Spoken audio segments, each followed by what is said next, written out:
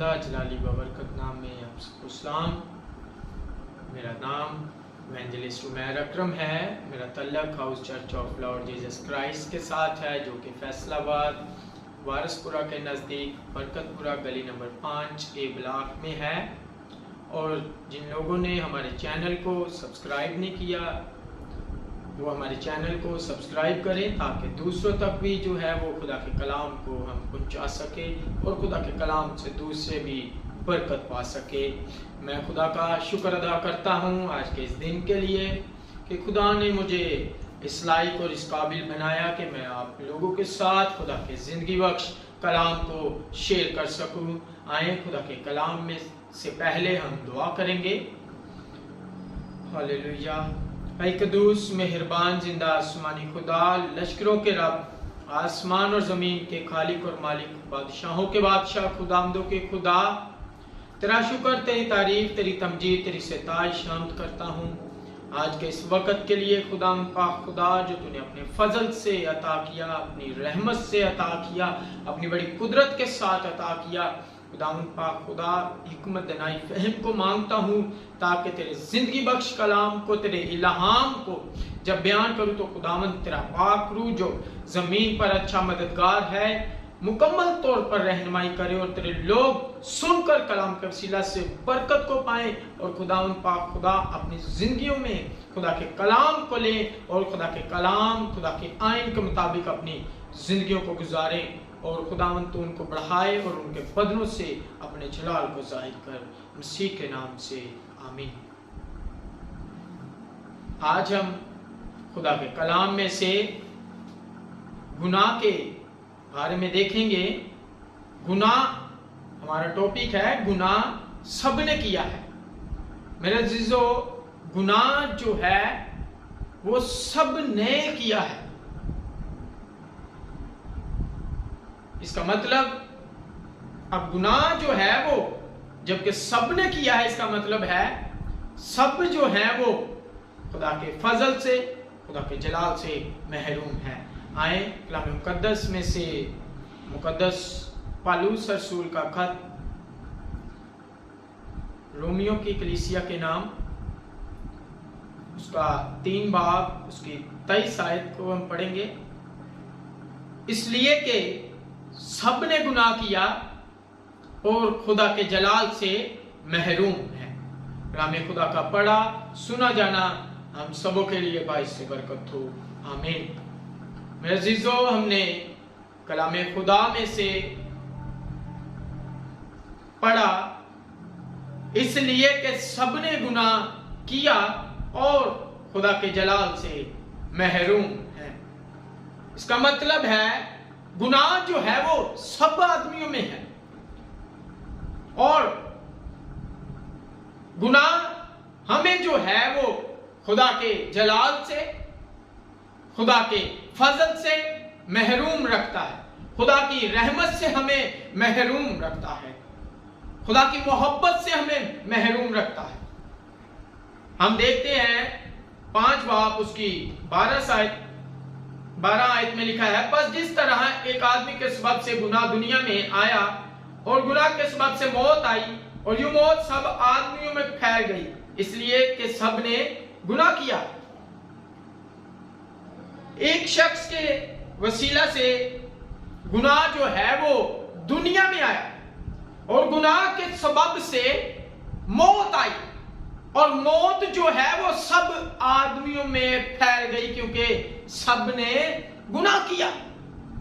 हम जब पुराने अहदनामा में देखते हैं पैदाइश की किताब में, तो खुदा ने आदम को बनाया,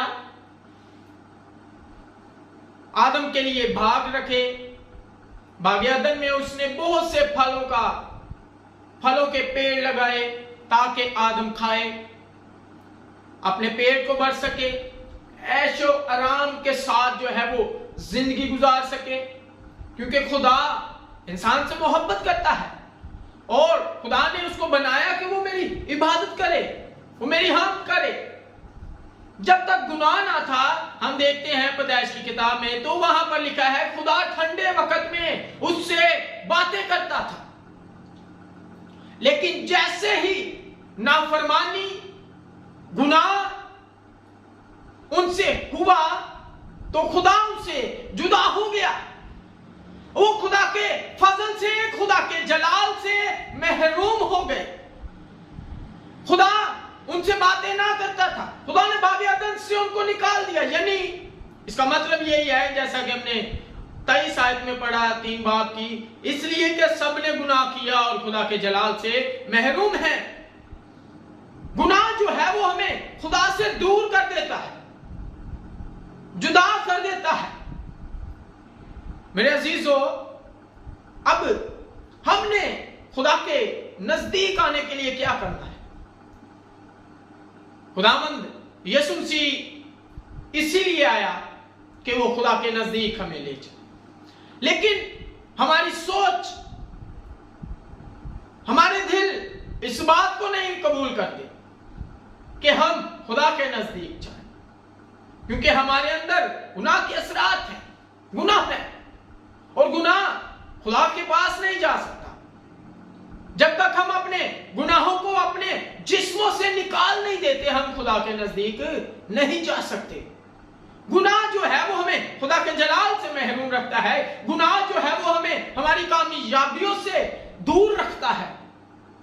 हम अमसाल की किताब उसके 28 बाब उसकी 13 आयत को जब देखते हैं तो वहां पर लिखा है, जो अपने गुनाहों को छुपाता है कामयाब ना होगा, लेकिन जो उनको उनका इकरार करके उनको तर्क करता है उस पर रहमत होगी। यहां पर हम देखते हैं तो हमें मिलता है गुनाह जो है वो हमारी कामयाबी से हमें दूर रखता है। जब तक गुनाह हमारे अंदर, हमारे दिलों में, हमारी सोचों में, हमारे जिस्म में गुनाह है, हम कामयाब नहीं हो सकते। जब तक हम अपने गुनाहों को छोड़ नहीं देते, हम पर खुदा का रहम नहीं हो सकता। यहां पर लिखा है, जो उनका इकरार करके उनको खत्म कर देता है। ये नहीं कि बस गुनाहों का इकरार करना है, उसे खत्म नहीं करना, बल्कि जो इकरार करके उनको तर्क कर देता है उस पर रहमत होगी, उस पर खुदा का फजल होगा, उस पर खुदा की बरकत होगी। गुनाह के वसीला से हम खुदा से दूर। जब हम यशायाह नबी के सहीफा में देखते हैं, वहां पर भी लिखा है, खुदा का कान भारी नहीं कि तुम्हारी दुआ सुन ना सके, खुदा का हाथ छोटा नहीं कि तुम्हें बचा ना सके, बल्कि तुम्हारे करदार के, बदकारियों के सबब से खुदा तुम्हारी नहीं सुनता। खुदा के और तुम्हारे दरमियान में एक जुदाई है,